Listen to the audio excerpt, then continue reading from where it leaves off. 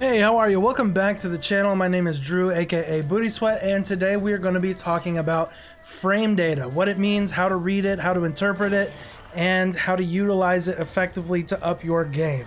Now, before we start, I just kind of want to say, look, a lot of people don't mess with frame data at all, and they play perfectly well. Some people manage to get really good at the game without even knowing what frame data is or how to interpret it. And so, you know, it's not necessarily going to be something that you have to know to enjoy the game, but if you really want to take your game to the next level, then it's good for you to know.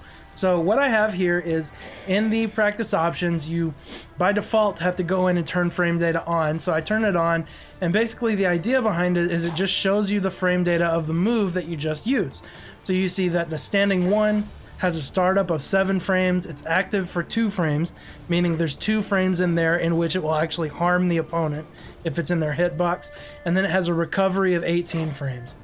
What this means basically is you can punish any move with a standing 1 that is -8. Now, what does -8 mean? -8 is referring to block advantage. So here I've set Scorpion to use his teleport, and if you notice down on the bottom right where his frame data is, his teleport is -14 when amplified, -20 when not amplified.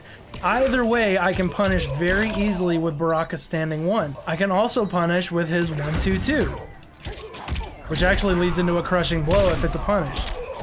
And I can get all kinds of big damage. So punishing is actually a big part of Baraka's game. So Baraka gets a ton of damage off these punish combos.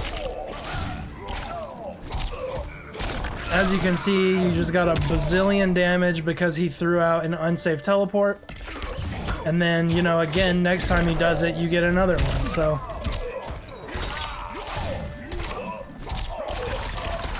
and boom, that's 2 punishes and he's almost dead. So it's important to know what you can and can't punish. Again, that will kind of come with experience. You don't have to go into practice mode and look at every single character and what all of their punishes are.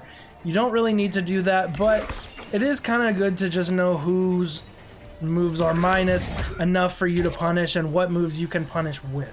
So this is a pretty big enough gap that you can punish with a lot of different stuff with Baraka, but you know, it depends on your character. You can probably throw punish, you can do all kinds of stuff. So just keep that in mind. The basic function of frame data is to show you what's punishable and what's safe.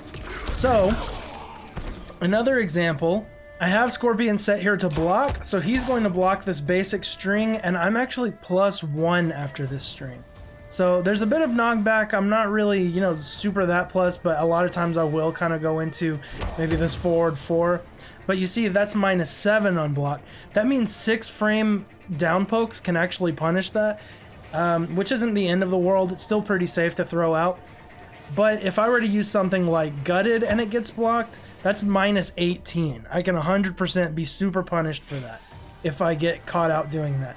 If I get caught out using a point blank spark like that, or if I try to do a, you know, whatever this is, I've got 31 frames of recovery, so I can get whiff punished by that. What that means is that basically you avoid the attack, so then you can hit them while they're still recovering from the attack that they just did. So frame data is really important. Basically, the way you want to utilize it is you want to go through your moves, figure out what's safe and what's not safe. What things are going to be punished. In other words, if you just throw them out and they get blocked or ducked, that's another thing to mention. You can duck high attacks and get big punishes as well. And then say they decided to try to break away out of this, just what if, then, you know, you got a huge punish with Baraka. So Scorpion's teleport is a high, meaning you can just neutral duck under it, and if you do that, you'll get a whiff punish, and if you down 2 whiff punish, you get a big crushing blow from that. So I just used it so I don't get it again, but you could duck and then go into a full combo like this if you don't want to take any chip, all kinds of stuff. So keep in mind about whiff punishes as well. So what's the overall advice when it comes to frame data? The main things you want to nail down are what is unsafe, what is safe, so that you can stagger it. Say your opponent is blocking a lot, that move is only -2. So what if I want to stagger that and then start blocking? This move is +1. So if I use that and then immediately go into this, a lot of times it's going to catch people off guard. Jump in attacks. You see, that's +4. So I can go into, you know, all kinds of stuff. You want to go through your moves and see what's plus, what's minus. If something is plus, that means it's still your turn after you use it. You are safe to start pressing buttons again. If you're minus, it is not your turn. Stop pressing buttons or you're going to get hit out of it most of the time. And if you're so minus that you're going to get punished, you want to make sure you're confirming into those moves. In other words, don't just throw them out randomly. Make sure you're already hitting your opponent or guaranteed to hit your opponent with the attack before you just throw it out. Don't just throw out gutted. Attach it to the end of a string so that once you know whether they're blocking, see, he's blocking, so I don't end with gutted. If he weren't blocking and got hit by all three of these, then I know go into gutted. It's pretty much that simple. So go into your move list, figure out what's plus, figure out what's minus, figure out what's a high that might get blocked or might get ducked and then, you know, down 2 punished or whatever. Throws are all highs, so they can all be down 2 punished. All that kind of stuff. Get in the training mode, figure that stuff out. If you're struggling with a specific move, like we talked about in the last video, make sure you go into training mode and have the opponent do that move specifically and read the frame data. See what the actual frame data of the move is so that you can figure out, hey, is this plus or is this minus? Why am I getting hit by this constantly? What is the actual frame data of the move? Okay, and quickly, the last thing to talk about in terms of frame data is a concept in Mortal Kombat 11 called jailing. Now, say you're in one of these situations online where you are dealing with someone who mashes on down 1 or mashes on down 3 or mashes on down 2 after everything that you do, whatever it is. How do you prevent this from getting you? How do you beat this? So, if you see, his poke is -6. -5, minus, you know, it's going to be something like that. So what that means is it's my turn. I should be able to press a button after he does that. Problem is, the way down moves work is they counter high moves because they're ducking. I cannot hit him with a high while he's ducked and mashing like that. Even if I block and then try to go into my counter, I can't do it. I can't hit him with these because they're highs. See, I'm getting counter hit even then. So you have lots of people that will just mash on down 1s, and it is truly infuriating. So how do you beat this? Well, you counter poke. You don't try to immediately go into a standing high attack. Instead, he's -6 on block with that move. This move has 7 frames of startup. In other words, I've got a ton of time. It's way, way, way my turn. So I'll counter him if he tries to poke again after I block.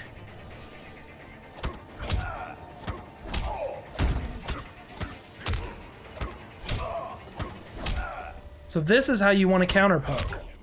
Well, you want to do it correctly. Now, what does jailing mean? Jailing actually means that the frame data is such that after you hit them with a poke, they have to respect your frames. So if you notice, the bottom left, it says hit advantage 14. That means when I hit him with my down 3, there are 14 frames in which I'm allowed to hit him. If he tries to do literally anything but block, he's going to get hit. So check this out. He's still mashing on down 1 this whole time. I have the computer mashing on down 1 that whole time. But I jailed him into that so he can't get out of it. So unless he blocks, he's going to get hit by my follow-up. So what do you need to do? You need to figure out what moves jail into what moves. So you notice my down 3, like I said, has a hit advantage of 14. We noticed that earlier. So what do? I go into my move list. Everything in my move list that has a startup of 13 or less. See where it says startup? It's the first red box down toward the bottom.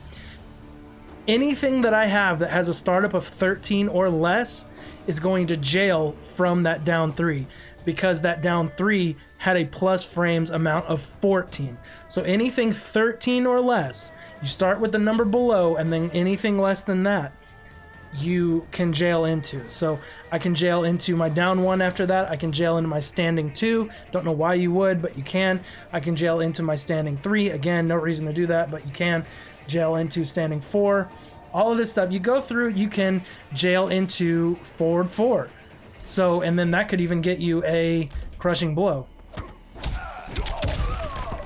He's mashing for dear life, but he is not going to hit me. Nothing he can do. He can't even just duck. As you see, he's staying in a crouched position the entire time before he uppercuts.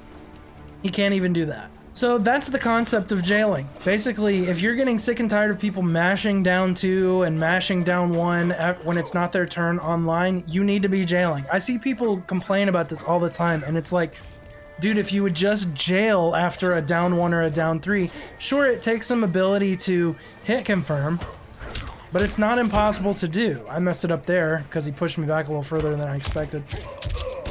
See, he's still trying to do it, but it's not working because I'm jailing him. I have footage of this in one of my other videos of a Raiden player that I was playing, and he was mashing on down 1 for dear life, and I jailed him so many times in that match. They can't mash when it's not their turn if you're jailing them correctly. That is the secret to beating mashers online.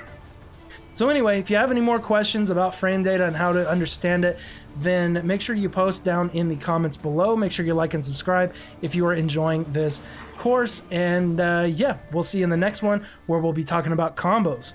All right, have a good one. Be blessed.